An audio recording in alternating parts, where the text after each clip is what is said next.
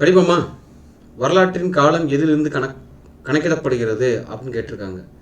நாட்களிலா, மாதங்களிலா, ஆண்டுகளிலா, நொடிகளிலா அப்படின்னா ஆண்டுகளில்.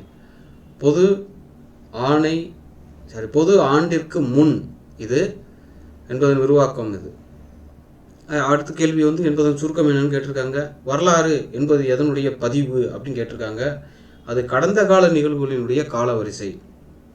அதுக்கப்புறம் வரலாறு என்பது எந்த மொழியிலிருந்து பெறப்பட்டது அப்படின்னா கிரேக்கம்.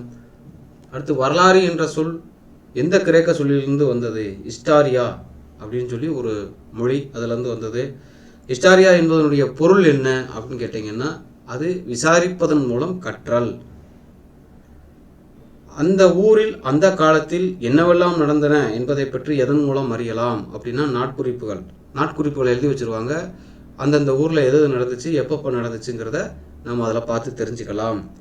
வரலாறுக்கு முற்பட்ட காலத்தில் நம்முடைய முன்னோர்கள் பயன்படுத்திய கருவியினுடைய பெயர்கள் என்ன அப்படின்னு கேட்டிங்கன்னா, கற்கருவிகளை பற்றி பயன்படுத்தியிருக்கிறாங்க. அடுத்து முன்னோர்கள் பயன்படுத்திய கற்கருவிகளை கொண்டு எதை நாம் தெரிஞ்சுக்கிற முடியும் அப்படின்னா, அவர்கள் வாழ்ந்த காலத்தையும் வாழ்க்கை நிகழ்வுகளையும் பற்றி நம்மளால் தெரிஞ்சுக்கிற முடியும். இன்றைக்கு 10 கேள்வி நம்ம கொடுத்துருக்கோம். அந்த 10 கேள்வியை ப்ராக்டிஸ் பண்ணுங்கள்.